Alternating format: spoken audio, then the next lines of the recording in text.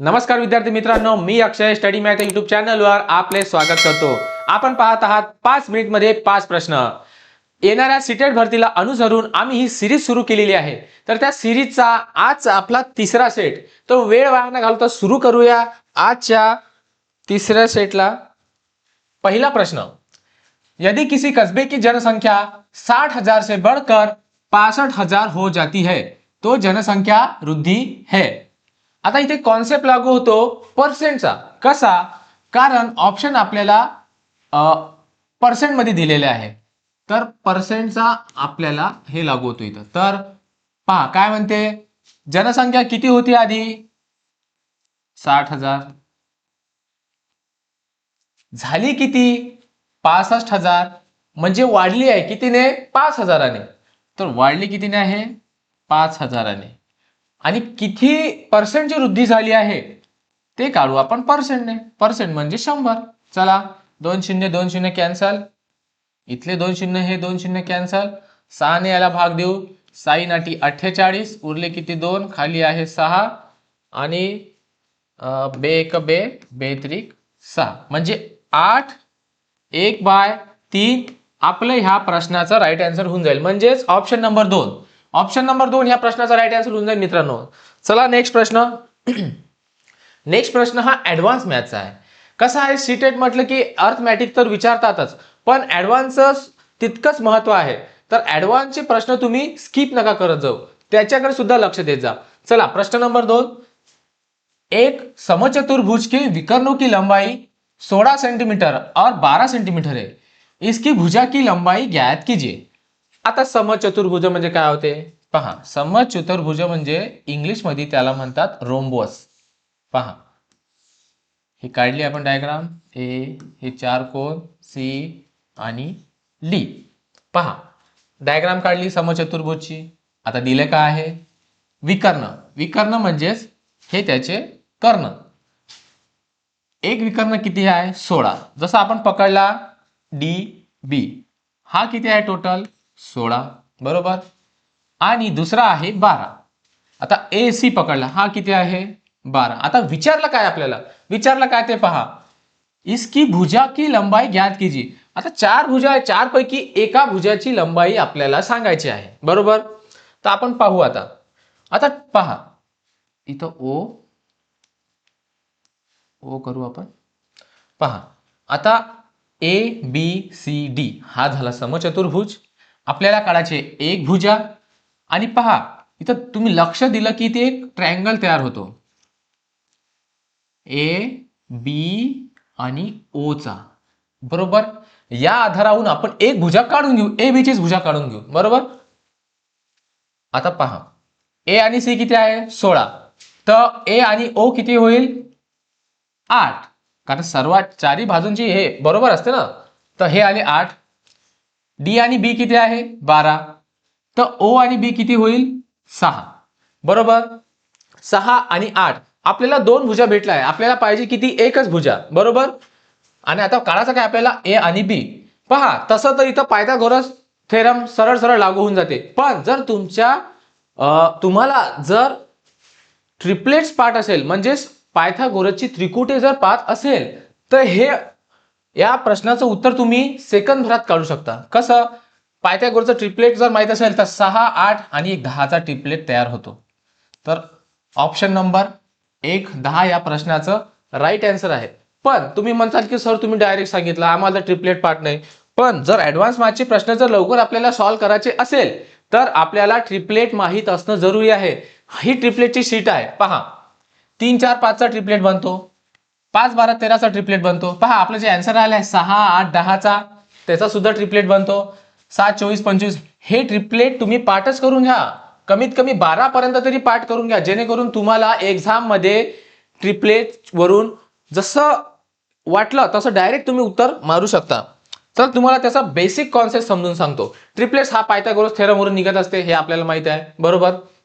तर पाहू आता तुम्हाला बेसिक सांगतो या गोष्टीचं काय नाही। तुम्ही म्हणता सर डायरेक्ट सांगितलं, पहा ट्रिपलेट्स। आता हे एक त्रिकोण आहे आपल्या समोर, ए बी आणि ओ। तर ए बी आपल्याला काढायचा होता बरोबर। पायथागोरसचा फॉर्म्युला काय? A B square is equal to AO plus AO square plus BO square, तर AO square plus BO square. चला ऍड ऑन करू. AO ची व्हॅल्यू किती आहे 8चा स्क्वेअर, BO ची व्हॅल्यू किती आहे 6चा स्क्वेअर. 8चा स्क्वेअर किती होतो 64, 6चा स्क्वेअर किती होतो 36, 36 आणि 64 किती झाले 100. पण AB चा स्क्वेअर आहे. आता हा याचा स्क्वेअर म्हटल्यावर AB बरोबर किती येईल 10, म्हणजे तरी आपलं उत्तर 10 आलेलं आहे.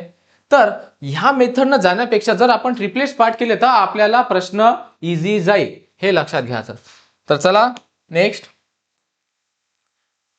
तीसरा प्रश्न, वह कौन सी छोटी संख्या है जो 1 से 10 तक की संख्याओं से विभाज्य है. पहा प्रश्न समजून घ्या काय म्हटलं आहे. काय म्हटलं आहे वह कौन सी छोटी संख्या आहे. हे ऑप्शन आहे, ह्यापैकी अशी कोणती छोटी संख्या आहे ज्याला 1 पासून 10 पर्यंत जेवढ्या संख्या आहे त्यांनी हे विभाज्य केलं तर ती संख्या येईल. आता 1 से 10 पर्यंत आपण संख्या लिहून टाकतो. 1 2 3 4 5 6 7 8 9 आणि 10. पहा 10 झाल्या. आता ह्या प्रश्नाचं म्हणणं काय आहे की ह्या ज्या संख्या आहे या सर्व संख्यांनी भाग जाणारी संख्या छोट्यात छोटी कोणती आहे हे पाहू.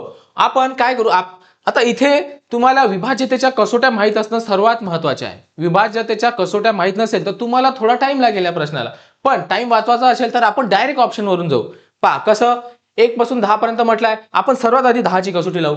पहा 10ची कसोटी काय आहे, अंकाच्या शेवटी 0 असेल तर 10ची कसोटी लागू होते. पहा इथे 10 ने भाग जातो, 10 ने जातो, 10 ने जातो, 10 ने जातो, म्हणजे 10 बरोबर आहे, टेन्शन नाही. चला 9ची कसोटी काय म्हणते, दिलेल्या संख्येला जर 9 ने भाग जात असेल तर तिथं 9ची कसोटी लागू होते. चला ट्राय करू आपण. 8 आणि 7 14 आणि 1 15, 15ला 9ची कसोटी लागू होते का रे, नाही. चला 1 नंबर ऑप्शन कॅन्सल झाला आपलं. 8 आणि 4 12, 12ला 9ची कसोटी लागू होते का, नाही. चला ऑप्शन नंबर 2 सुद्धा कॅन्सल झाला. आता उरले 2. आता इथे 9ची कसोटी लागू होते का, पहा 5 आणि 4 9, 5 आणि 2 7 आणि 2 9, यस 9ची लागू होते इथं, म्हणजे 9 गेला. आता उरला 8.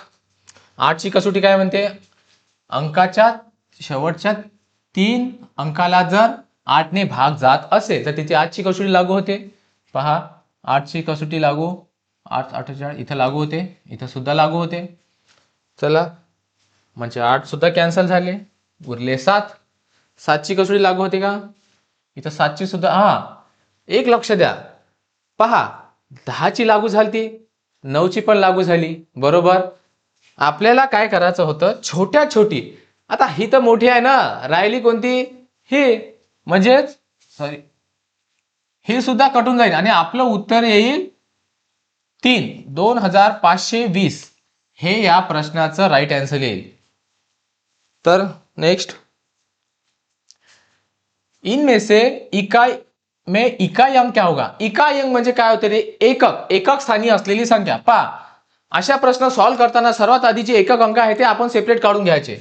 पहा इथे एकक अंक किती आहे 8, इथं किती आहे 6, इथं किती आहे 9, इथं किती आहे 2. यांना परस्पर मांडून घ्यायचं. आता सिम्बॉल कशाचा आहे, गुणाकाराचा, बरोबर. 8 सकम 48, 48चा इकाई अंक घ्यायचा, किती होते 8. मग त्या 8 ने ह्या 9 ला गुणाचा, 8 9 72, 72चा इकाई अंक किती 2, 2 आला. आणि आता हे झालं, आता ह्या 2 याला गुणाचं, 2 दुनी 4, 4च उरले, 4 एकक स्थानी. आता स्वतः 4 उत्तर राहील ना, तर ऑप्शन नंबर 4 या प्रश्नाचं राईट आन्सर असेल. चला नेक्स्ट पहा, हा ऍडव्हान्स मॅथ मधील अल्जेब्राचा प्रश्न आहे. मगाशी आपण पाहिला जॉमेट्रीचा, आता अल्जेब्राचा, म्हणजे अर्थमॅटिक तर येतोच आणि ऍडव्हान्स मॅथ सुद्धा विचारला जाते, याकडे लक्ष द्या. चला आता पहा, इथे आपल्याला एक्सप्रेशन बदलून ABC/C चा मान विचारला आहे, बरोबर.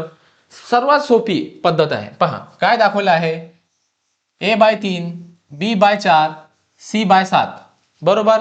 A/3 B/7 B/4 आणि C/7 दाखवला आहे. काहीच करायचं नाही. हे ज्या संख्या याच्या अपॉनला दिल्या आहे हेच याची व्हॅल्यू असते. पहा जशी A ची व्हॅल्यू 3, B ची व्हॅल्यू 4, C ची व्हॅल्यू बरोबर 7. डायरेक्ट इक्वेशन आहे, डायरेक्ट पुटअप करा, सरळ तुमचं उत्तर येऊन जाईल. पहा आपण काय दिलं इक्वेशन, A + B + C. आपल्याला काय 3 + 4 + 7 घ्या, मांडा. 3 + 4 + 7 आणि खाली आपल्याला किती दिली आहे सी ची व्हॅल्यू किती आहे 7, मांडा खाली 7 किती आहे रे 7 आणि 4 11 आणि 3 14 14 आणि खाली किती आहे 7 तर 7 दोन्ही 14 बरोबर किती आले 2 म्हणजे ऑप्शन नंबर 3 2 ह्या प्रश्नाचा राईट आन्सर असेल बरोबर. अगदी सोप्या पद्धतीने सॉल्व्ह करायचं छोट्या छोट्या गोष्टी आहे ह्या लक्षात घ्यायच्या ह्या जर लक्षात आल्या आपल्या तर आपल्याला उत्तर काढणं सोपं जाईल. चला आणि नेहमीप्रमाणे आपण एक प्रश्न होमवर्कसाठी देत असतो. दिलेल्या प्रश्नापैकी एक असा कॉन्सेप्ट असते जे तुम्हाला होमवर्क मध्ये दिलेला असते. तर आजचा होमवर्कचा प्रश्न आहे हा वाला. या प्रश्नाचं उत्तर तुम्ही कमेंट बॉक्समध्ये आम्हाला कळवा. तर आजच्यासाठी एवढंच. आजचा व्हिडिओ तुम्हाला कसा वाटला हे आम्हाला कमेंट बॉक्समध्ये नक्की कळवा आणि आपल्या स्टडी मॅथ या युट्यूब चॅनलला लाईक शेअर आणि सबस्क्राईब करायला विसरू नका. तर चला मित्रांनो पुन्हा भेटूया पुढच्या व्हिडिओमध्ये. तोपर्यंत धन्यवाद.